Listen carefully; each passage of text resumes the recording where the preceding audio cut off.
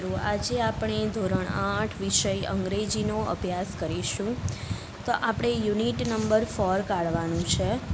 એમાં જે page number 45 પાઠ અધૂરો હતો આપણે એ કમ્પ્લીટ કરાવવાનો છે. એક પેજ ચલાવ્યું હતું આપણે કે વિજ્ઞાન અને તેના જીવનની વાત કરી છે. આ પાઠમાં કાર્તિક હોય છે એ તેની શાળામાં એક વિજ્ઞાન પ્રદર્શન રાખેલું હોય છે. તેની મુલાકાત લેવા તેની મમ્મી સાથે જાય છે અને ત્યાં 3 વિભાગ હોય છે. એક તો પર્યાવરણ વિભાગ, બીજો સ્વાસ્થ્ય આરોગ્ય વિભાગ અને ત્રીજો કૃષિનો વિભાગ. તો એ પહેલાં તો પર્યાવરણ વિભાગમાં જાય છે અને ત્યાં જઈને કાર્તિક પ્રાચીને પૂછે છે કે hello Prachi, what's your project about, કે તારો પ્રોજેક્ટ શાના વિશે છે? તો પ્રાચી કહે છે હેલો કાર્તિક, નમસ્તે કાર્તિક, હેલો આંટી, નમસ્તે aunty, my project is on the terrace gardening and hydroponics method of agriculture.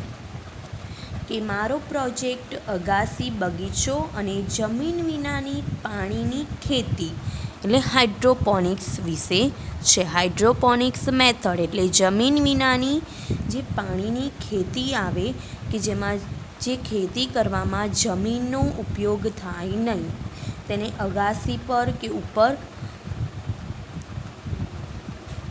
ધાબુ હોય ત્યાં કરવામાં આવે. આ ખેતીને ફક્ત પાણીની ઉપયોગ થાય, જમીનનો ઉપયોગ થાય ને એવી ખેતી વિશેનો પ્રોજેક્ટ છે. Kartik says what is that, તે શું છે? પ્રાચી કહે છે નાઉ ડેઝ, આજકાલ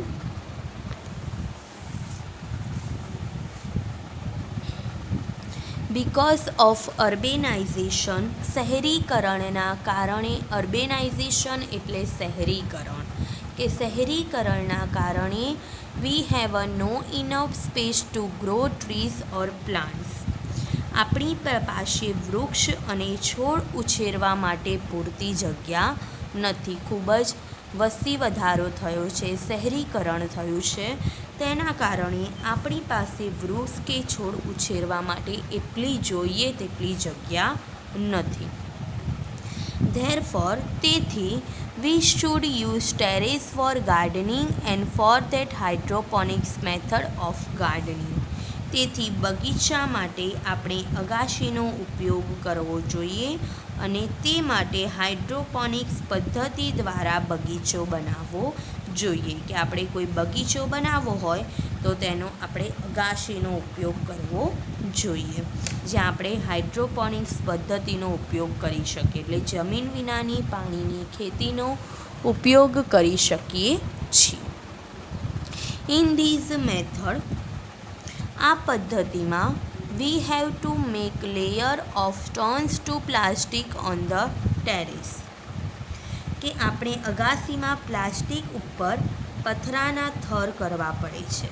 આ પદ્ધતિમાં શું કરવું પડે કે અગાસીમાં જ પ્લાસ્ટિક બિછાઈને તેમાં પથ્થરના જે થર હોય એ કરવા પડે. With their help plants can stand, તેની મદદથી છોડ ઊભા રહી શકે છે. આફ્ટર ધેટ, ત્યારબાદ plants will be planted to a appropriate distance, યોગ્ય અંતરે છોડ રોપવા જોઈએ, ત્યાં ડિસ્ટન્સ રાખવું જોઈએ, અંતર રાખવું જોઈએ. And then give them water, અને પછી તેને પાણી આપવું જોઈએ. We can also use PVC pipes, આપણે પીવીસી પાઇપનો પણ ઉપયોગ કરી શકીએ છીએ. By hydroponics method we can grow vegetables and fruits, hydroponics પદ્ધતિ દ્વારા આપણે શાકભાજી અને ફળ પણ ઉગાડી શકીએ છીએ. આ જે હાઇડ્રોપોનિક્સ પદ્ધતિ છે તેના દ્વારા આપણે વેજીટેબલ્સ એટલે શાકભાજી અને ફળ પણ ઉગાડી શકીએ છીએ. જો નીચે ચિત્ર આપેલું છે તમને દેખાશે કે બગીચો એક ટેરેસ ઉપર અગાસી પર બનાવેલો છે. આગળ જોઈએ. કાર્તિક કહે છે, it's really a wonderful idea. અરે ખરેખર ખૂબ જ અદ્ભુત વિચાર છે. Thank you Prachi. આભાર પ્રાચી. મમ્મી સેઝ, તેની મમ્મી કહે છે, યા થેન્ક યુ, તારો આભાર Prachi. Kartik, we will make it our terrace. આપણે પણ આપણી અગાશીમાં આ રીતે બગીચો બનાવીશું, એવું તેની મમ્મી કાર્તિકને કહે છે. કાર્તિક કહે છે, શ્યોર મમ્મી, ચોક્કસ mummy. Let's go to the environment section. ચાલો હવે આપણે પર્યાવરણ વિભાગમાં જઈએ. મમ્મી સેઝ, ઓકે, સારું. They are at another science project. તેઓ એક બીજા વિજ્ઞાનના પ્રોજેક્ટ પાસે છે. વસંત સેઝ, હવે વસંત કહે છે, હે કાર્તિક, હેલો આંટી. હેલો કાર્તિક, હેલો માસી. કાર્તિક સેઝ, હે what is your project about. કે તારો પ્રોજેક્ટ શેના વિશે છે?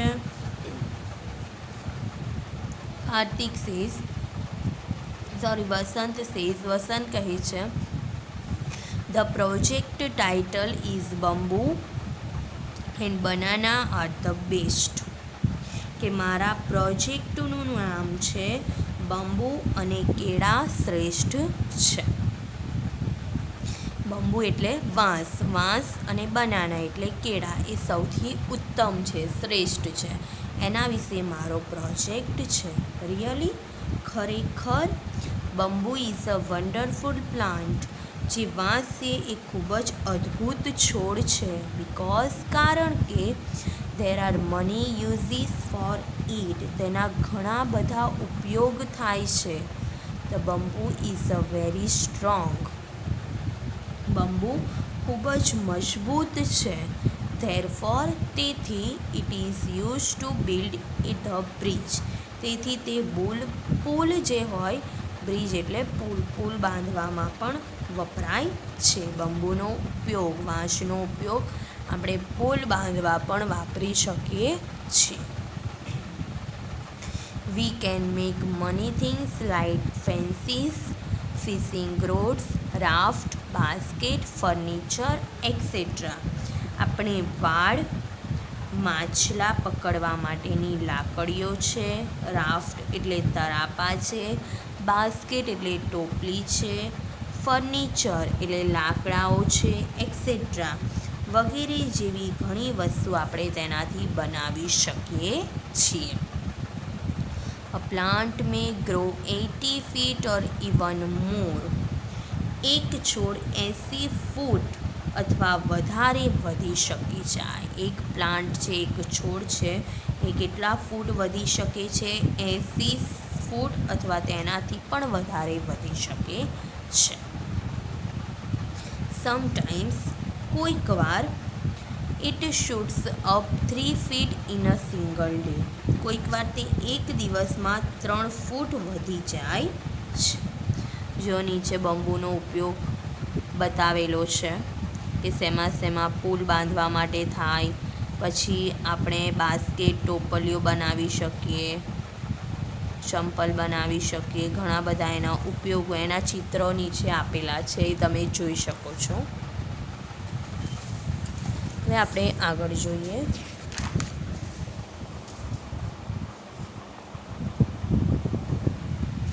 કાર્તિક સેઝ, હવે કાર્તિક કહે છે, ઇટ્સ વન્ડરફુલ, અદ્ભુત. મમ્મી સેઝ, તેની મમ્મી કહે છે, how it music produce on a flute. કે વાંસળીમાંથી સંગીત કેવી રીતે ઉત્પન્ન કરી શકાય છે. કે આપણે વાંસળીમાંથી સંગીત કઈ રીતે ઉત્પન્ન કરી શકીએ છીએ, એવું મમ્મી પ્રશ્ન પૂછે છે વસંતને. તો વસંત આન્સર આપે છે. વસંત કહે છે, ઇટ્સ મેજિક. તે એક જાદુ છે. The bamboo has joints all the way up the stems. બંબુની દાંડીમાં ઉપર સુધી સાંધા હોય છે. And the stem is a hollow between the joints. અને સાંધા વચ્ચે બંબુ વાંસ પોલું હોય છે. So that we can play on flute. તેથી આપણે વાંસળી વગાડી શકીએ છીએ. See these pictures. જો તમને ચિત્ર દેખાશે વાંસળીનું ચિત્ર, કઈ રીતે કે બંબુની જે દાંડી હોય ત્યાં ઉપર સુધી સાંધા હોય અને સાંધા વચ્ચે તે બંબુ કેવું હોય, પોલું હોય. દેખાય છે તમને ચિત્રમાં?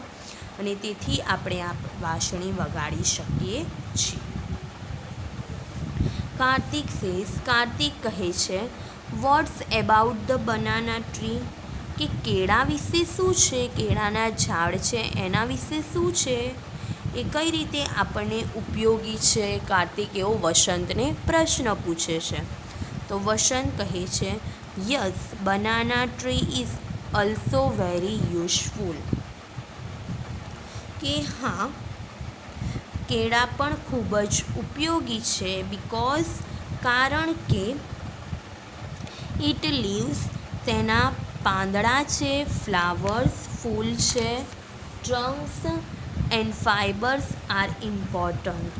તેનું થડ છે અને રેસા છે ખૂબ જ મહત્ત્વના છે. Banana leaves are large, flexible and water flow. Large એટલે મોટા, ફ્લેક્સિબલ એટલે વાળી શકાય તેવા, અને વોટરપ્રૂફ એટલે જલાભેદ્ય.